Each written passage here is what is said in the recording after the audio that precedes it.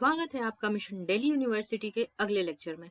आज इस लेक्चर में हम सीयूईटी पीजी एंट्रेंस के एलिजिबिलिटी के बारे में बात करने वाले हैं कि ओवरऑल एलिजिबिलिटी क्या रहेगी और जितने सीयूईटी पीजी से रिलेटेड इंफॉर्मेशंस हैं उन सारे इंफॉर्मेशंस को जानने के लिए आप हमारे चैनल के प्लेलिस्ट में जाइए, जहां पर कि सीयूईटी पीजी 2022 नाम से एक प्लेलिस्ट बनी हुई है। Go there and check it out for more informative video regarding CUET PG.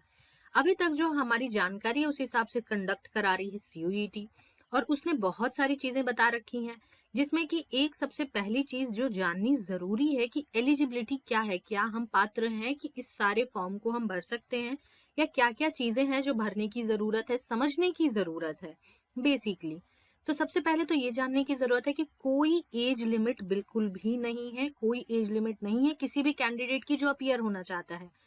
उसने अपना बैचलर डिग्री या फिर इक्विवेलेंट बैचलर डिग्री जैसा ही कोई एग्जाम पास कर रखा हो, या फिर वो 2022 में अपीयर हो रहा हो, irrespective of their age they can appear. उनका कोई भी उम्र हो वो अपीयर हो सकते हैं। साथ में किसी भी जो वो कैंडिडेट है उनको ये समझने की जरूरत है कि हर यूनिवर्सिटी का एक अपना एज क्राइटेरिया होता है। अगर कुछ ऐसा है, आपको किसी एक पर्टिकुलर यूनिवर्सिटी को टारगेट करना है, तो उस हिसाब से जितने भी रिक्वायर्ड क्राइटेरियाज हैं उन सारी चीजों को आपको ध्यान में रख के ही फॉर्म भरना होगा। साथ के साथ सब्जेक्ट वाइज एलिजिबिलिटी भी रहेगी, और हर बार सब्जेक्ट वाइज आप देखोगे कि हर यूनिवर्सिटी के हिसाब से सब्जेक्ट वाइज एलिजिबिलिटी अलग अलग हो रही है। उन सबको भी हम डिस्कस करेंगे आने वाले लेक्चर्स में। अभी फिलहाल आगे बढ़ते हैं। कुछ बहुत ही इंपॉर्टेंट पॉइंट्स हैं जिनको डिस्कस करने की बहुत ज्यादा जरूरत है। जैसे कि सीयूईटी पीजी जो भी भर रहे हैं बच्चे, उनको ये पता होना चाहिए कि जो भी एग्जिस्टिंग कोटा या category, relaxation, reservation, qualification, subject combination या प्रेफरेंसेस हैं, वो सारी चीजें रिस्पेक्टिव यूनिवर्सिटी पे एप्लीकेबल होंगी। उसका इस चीज से कोई लेना देना नहीं है। इन्होंने बस एग्जाम को किया है बराबर तरीके से, बस दैट्स इट। लेकिन जो आपका एलिजिबिलिटी है हर यूनिवर्सिटी के वो लेकर के अलग अलग रहेगा, उसी हिसाब से आप फॉर्म फिलिंग कर सकते हैं। ध्यान में रखिएगा। साथ में ये भी ध्यान में रखने की जरूरत है कि हर यूनिवर्सिटी का एक अपना एलिजिबिलिटी क्राइटेरिया हो सकता है जो दूसरी यूनिवर्सिटी से बिल्कुल अलग हो। तो इस चीज को ध्यान में रखते हुए ही आप अपना फॉर्म फिलिंग करेंगे।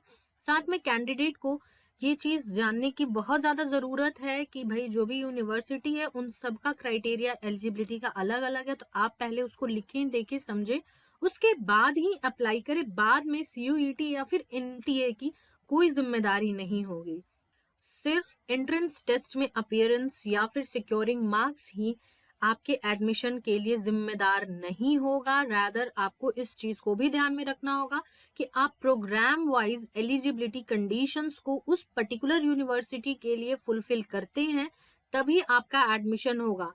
तो मोर और लेस बात है कुछ ऐसी कि हमें अपनी एलिजिबिलिटी भी देखनी है, साथ में ये भी देखनी है कि किस प्रोग्राम में हमारी कौन सी एलिजिबिलिटी आ रही है, वो भी ध्यान में रखना है। और साथ में ये भी ध्यान में रखना है कि अगर किसी पर्टिकुलर यूनिवर्सिटी को हम टारगेट कर रहे हैं तो उस यूनिवर्सिटी के लिए हमारे मन चाहे सब्जेक्ट के लिए क्या कॉम्बिनेशंस, क्या एलिजिबिलिटी क्राइटेरिया दे रखा है, उन सबको समझने के बाद ही फॉर्म अप्लाई कर सकते हैं।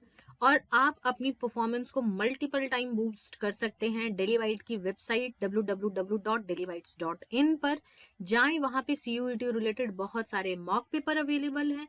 जाएं, बहुत सारा पेपर दें, अपने आप को उस मॉड्यूल में ढालें ताकि आपका जो परफॉर्मेंस है वो एक लेवल अप बूस्ट हो सके।